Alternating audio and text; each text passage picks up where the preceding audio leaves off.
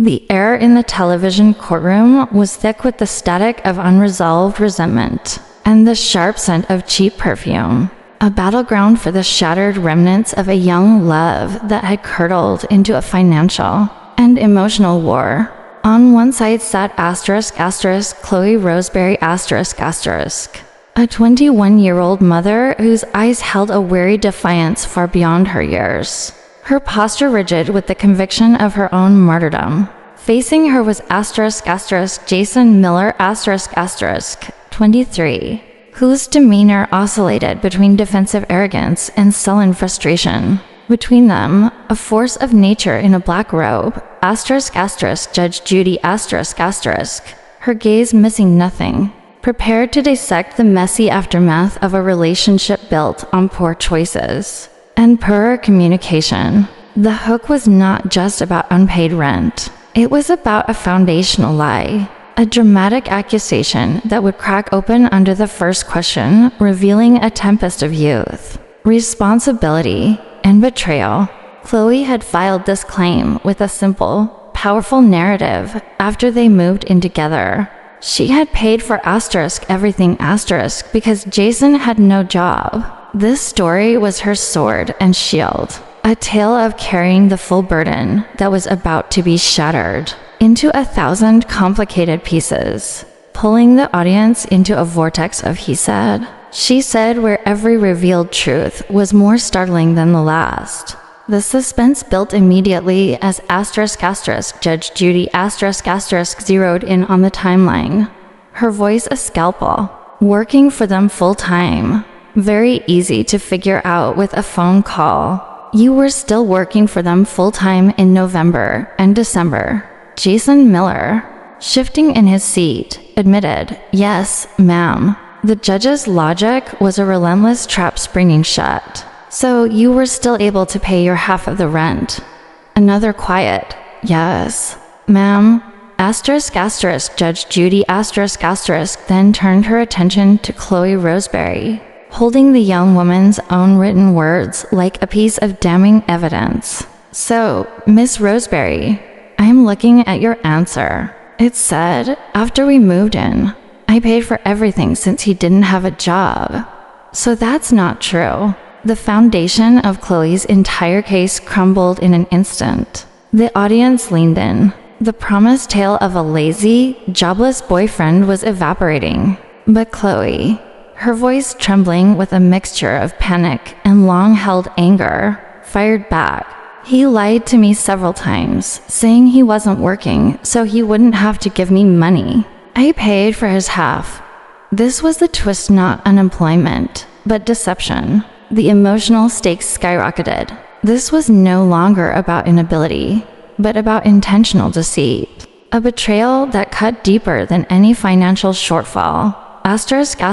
Judge Judy *, now playing detective in a domestic drama, commanded, tell me about that. Chloe's words spilled out, painting a picture of constant struggle and manipulation. I would ask him for the rent, and he said he didn't have. He would be 100 short every time. So I was picking up his slack the whole time we lived there. But Judge Judy *, the master of mathematical and emotional precision, immediately spotted the flaw. Well, if he was 100 short, that's not half. You've gotta be better with numbers. The impression was clear. Chloe was amplifying her victimhood, turning a partial shortfall into a total catastrophe.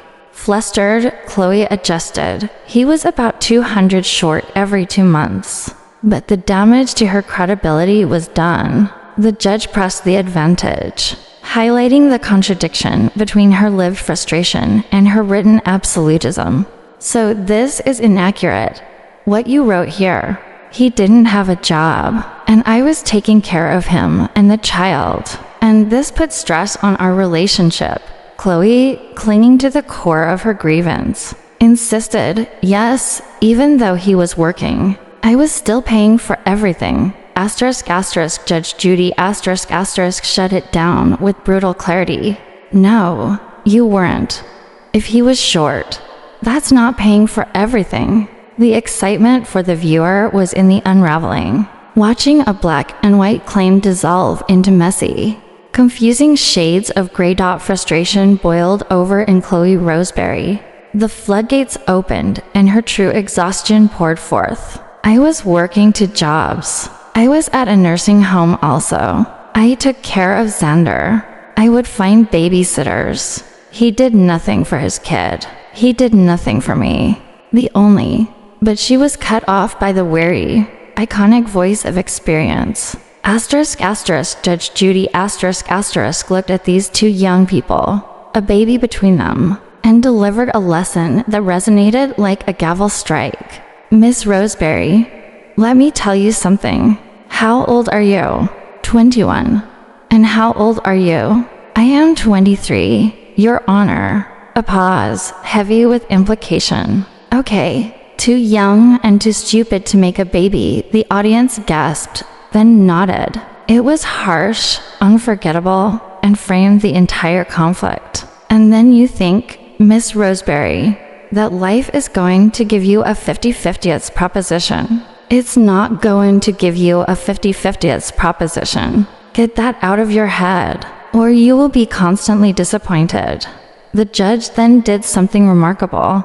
She gave voice to Chloe's unspoken monologue, weaving a narrative of domestic loneliness that everyone could feel. Take that from an older person, very older person, who knows that. Once you set I was doing this, and I was making appointments, and I was taking care of the baby, and I was getting up with him in the middle of the night. And yeah, he was working, but he didn't take care of me. And he didn't do his half share with the baby. And I was working 2 jobs. And I was doing so much more. And it was so much better at my mother's house, where she took care of the baby and she took care of the laundry. And I may go out to work, but at least I had some help who wasn't watching the football game and drinking beer with his friends. Chloe could only whisper, yes. A world of validation and sorrow in that single word. Judge Judy hammered the point home. Well, then you don't have a baby when you're 19 and he's 21 because that's stupid. The suspense now was not about who would win the case, but what brutal truths would be exposed next in this cautionary tale. All right, you want your money back. Judge Judy stated, moving back to the cold hard facts. But even here, the facts were slippery. When asked if she paid her half for November, Chloe claimed, no, I did not because I moved out the end of November because he was being violent towards me. A shocking new allegation thrown into the mix, raising the emotional temperature exponentially. Judge Judy focusing on the financials, calculated she owed $307 for November. Then the spotlight swung back to Jason Miller. Are you still in the apartment? I am not. The timeline became a confusing maze. Jason claimed he moved out right before their trip to the show, staying through January. Then came another revelation. Jason was now working under the table, so that you're not paying any taxes. He described a life of odd jobs, unloading trucks, painting houses, pouring concrete. Judge Judy connected the dots with devastating speed. You do everything except pay child support from what I gather. Jason tried to interject. I have, but was silenced by the judge's iconic, listen, I don't want to hear from you. The impression was of a man scrambling, his credibility dissolving as quickly as Chloe's had. In a moment of high drama, Judge Judy threatened, I'm going to dismiss your case, period. Do you understand? Because I think the whole case is sort of a little ridiculous. But the mystery of the December and January rent remained. Who paid the rent for the month of December and January? You can only say the wrong thing. Judge Judy warned Jason, a statement dripping with anticipation. Jason, chastised, mumbled about waiting to speak, but finally explained that in December, He gave his aunt $300 his half. He insisted he was working fully in December, only getting laid off and going under the table in January. This directly contradicted Chloe's claim of moving out in November. Judge Judy turned to Chloe for confirmation. Is that correct? That she left in November? Jason's response unleashed the final, chaotic act of their drama. To be honest, no, that's not correct. He painted a scene of chaotic, painful ambiguity.